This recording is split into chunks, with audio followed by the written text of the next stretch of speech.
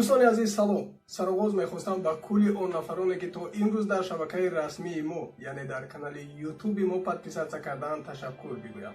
اگر شما پادپیساتسا نکرده اید پس میتوانید پادپیساتسا کنید و زیر هر یک ویدیو بنویسید که برایتان در کدام موضوع نوار آماده سازید. ولی موضوع امروزه ما باشد فکر میکنم برایتان فهم است. بله، تا 5 فوتبال بازی که گل‌های زده خود را بعد دروازه‌های سابق دسته‌شان استقبال نکردند می‌رویم.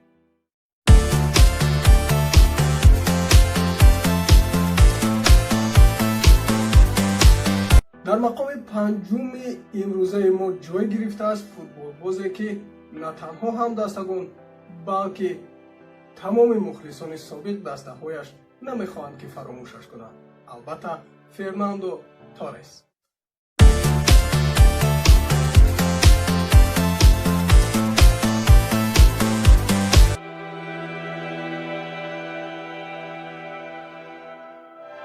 فرناندو تورس زمان به دسته چلسی آمد که مقام این دسته در جدول چمپیونات انگلیا از روی تاپ دسته ها خارج بود و همگان به حال آنها می‌خندیدند. اما گل زده فرناندو تورس به دروازه اتلتیکو و جشن نگرفتن آن مخلصان هر دو دسته را وادار ساخت که نسبت آینده این دسته و خود فرناندو نیکبین باشند.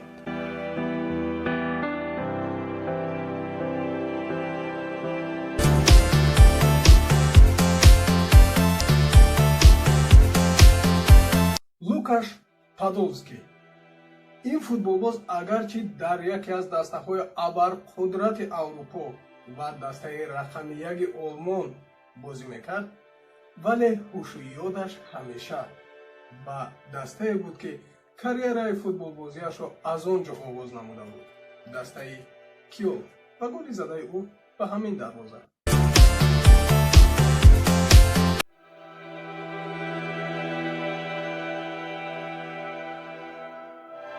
از سبب آن که لوکاش پادولسکی کاریرای خود را از دسته کیلن آلمان آغاز کرده بود، بعد از آمدنش به دسته باواریا در نخستین رقابت هر دو دسته ها از گل زدهش استقبال نکرد و به سوال روزنامه‌نگاران چنین پاسخ گفت که بعد از زدن گل به دروازه سابق دستم نتوانستم که به چشم مخلصانش نگاه کنم. از این لحاظ روی خود را با سبزه میدان محکم پوشانیدم.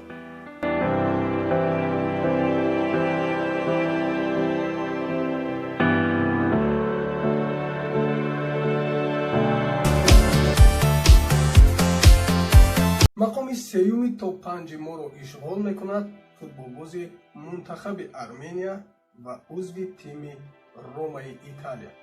راستی در نام این فوتبالباز گل‌ها خیلی زیاده. از کدامش آغاز کنیم؟ البته از همانی که بعد دروازه سابق دسته‌اش زده است.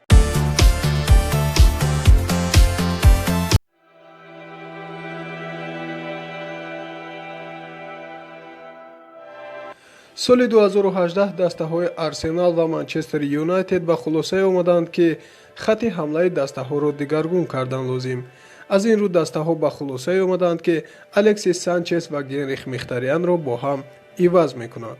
برای نگاه نکرده که گنریخ همون موسم از سانچز هیچ کمی نداشت.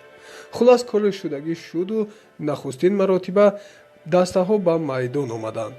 اما اینجا هم پیروزی یگانه دسته ارسنال با گل زده گنریخ مختاریان تأمین شد. اما برای نگاه نکرده او از استقبال گلش خودداری کرد.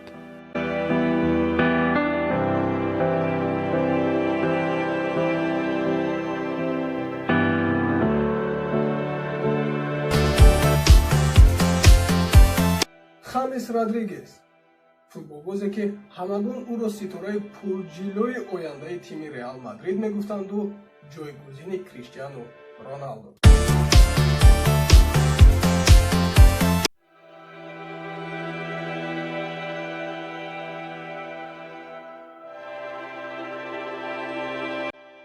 بعد از نشستن زینedین زیدان به کرسی سرمربیگی تیم ریال مادرید، جلوی این آفتاب درخشان دسته روز تا روز خاموش میشد. بالاخره جانب‌ها به خلاصه آمدند و خامس را همچون اجاره به تیم باواریا روان کردند. аммо дар нахуст дидори дастаҳо ки дар доираи Лигаи Қаҳрамонҳои Аврупо буд, Хамес футболбози моҳир буданашро дубора ба Зидан исбот кард. Аммо аз ҷашн гирифтани голаш худдорӣ намуда, ҳатто бо чунин ишора аз мухлисони даста узр пурсид.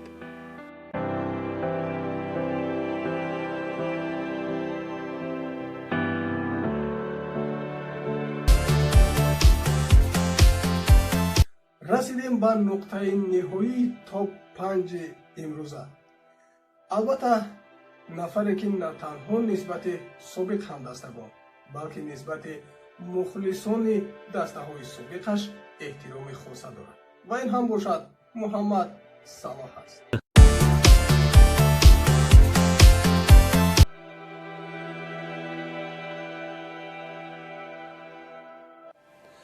ҳамагон шоҳид гаштаем ки Муҳаммад Салоҳ аз голҳои задааш ба дарвозаи собиқ дастаҳое ки дар онҳо рақобат карда буд худдорӣ мекунад. вале баъд аз ба дастаи Ливерпул омадани ӯ аз дастаи Рома, дастаҳо нахустин маротиба дар даври нимниҳоии Лигаи Қаҳрамонҳои Аврупо ба майдон баромаданду сароғоз дарвозаи Ромаро Салоҳ рахна кардаву голашро ҷашн нагирифт. вале дере нагузашта голи дуввуми худро ба дарвозаи ин даста зада, дер боз бо чунин усул аз мухлисони дастаи Рома узрхоҳӣ кард.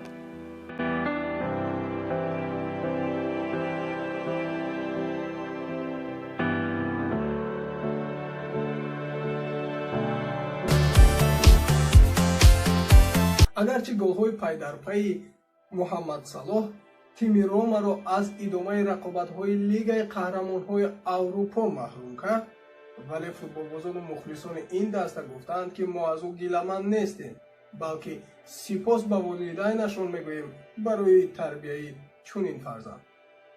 офарин Муҳаммад Салоҳ. фикр мекунам барои имрӯз кофист. пас то дидорҳои баъдӣ хайр.